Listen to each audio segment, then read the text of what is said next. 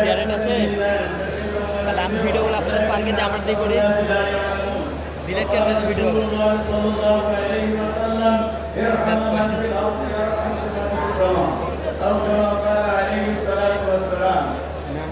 আজকের এই ঐতিহাসিক সিরাতুন নবী সাল্লাল্লাহু আলাইহি ওয়াসাল্লাম এই মাহফিলের সম্মানিত সভাপতি, সম্মানিত উলামায়ে কেরাম, সম্মানিত আমন্ত্রিত মেহমান বৃন্দ, সাংবাদিক বৃন্দ, উপস্থিত সুধী বৃন্দ, আসসালামু আলাইকুম ওয়া রাহমাতুল্লাহি ওয়া বারাকাতুহু।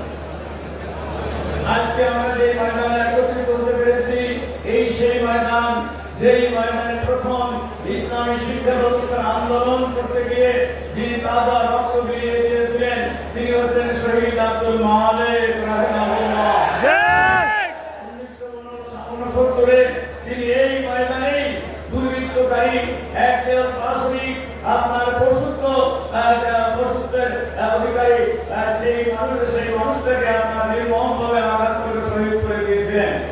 আমি তৎকালীন বাঙালি জামাত সৈয়দ আবুল আলা মওদুদ রাহিমাহুল্লাহ তিনি বলেছিলেন আব্দুল মালিক সাহেব শহীদ হলো কিন্তু এটা প্রথম শহীদ নয়, শুরু হলো শাহাদাতের মর্যাদা। আজকের সেদিন থেকে শুরু করে আজকে পর্যন্ত হাজারের মধ্যে আপনার তরুণ ছাত্র সমাজ, ইসলামী ছাত্র তৎকালীন ইসলামী ছাত্র সংঘ, এখন ছাত্র শিবিরে তরুণ ছাত্ররা আপনার ইসলামের জন্য, ইসলামী শিক্ষা ব্যবস্থা, ইসলামের আপনার জীবন ব্যবস্থা কায়েমের জন্য তাদের তাজা লহু রক্ত বিলিয়ে দিয়েছে। আমরা দেখেছি এবছর আপনার এই 5 আগস্ট পর্যন্ত শত শত মানুষের সাথে সাথে জামাতে ইসলামের হাজার হাজার কর্মীবৃন্দ এবং শত শত আপনার যুবকরা আপনার তাজা রক্ত বিলিয়ে দিয়েছে। এই রক্তের বিনিময়ে এই জমিন প্রমাণ করছে, আজকের এই উপস্থিতি প্রমাণ করছে এই জমিন হলো ইসলামের জমিন, এই জমিন হলো কোরআনের জমিন। এদেশের সাধারণ মানুষের আপনার আকাঙ্ক্ষা হচ্ছে কোরআনের শাসন, অন্য কোনো কিছু তন্ত্র মন্ত্রের দ্বারা মানুষ পরিতৃপ্ত হবে না, শান্তি হবে না, শান্তি হতে পারে না। আসলে আমরা বিশ্বনবী মুহাম্মদুর রাসূল সাল্লাল্লাহু আলাইহি ওয়াসাল্লাম ছিলেন সকলের নবী। যেমন আকাশের সূর্য সকলের, যেমন আকাশের চন্দ্র সকলের, সমুদ্রের নদীর পানি যেমন সকলের, আল্লাহর নবী ছিলেন তিনি সকলের নবী। আল্লাহর নবীকে আপনার তিনি বলেছেন সকলের সঙ্গে হৃদ্যতা, মমত্ববোধ, ভালোবাসা জাগ্রত করার কথা, কোনো রকম হিংসা বিদ্বেষ দলাদলি মারামারি কাটাকাটি নয়। আপনারা জেনে থাকবেন অনেকেই একটা ভুল ধারণা দিয়ে থাকে যদি ইসলামী সমাজ ব্যবস্থা কায়েম হয় তাহলে হিন্দুদেরকে ধরে ধরে মুসলমানি করা হবে।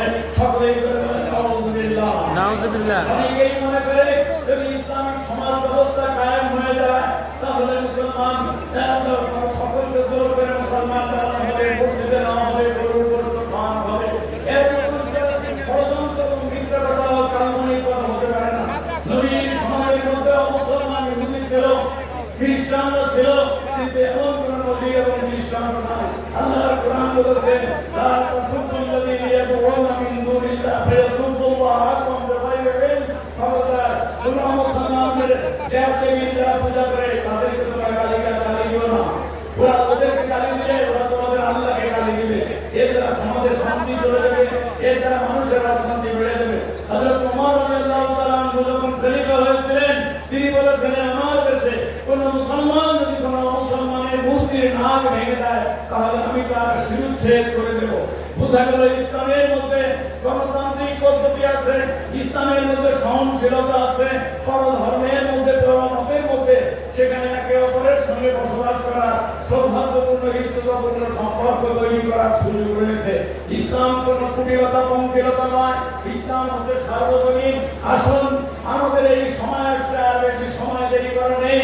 এদেশে একমাত্র ইসলামী হচ্ছে রক্ষা কবচ, নবীর সুন্নাহ, ইসলামী জীবন ব্যবস্থা কায়েমের মাধ্যমে সার্থক হবে।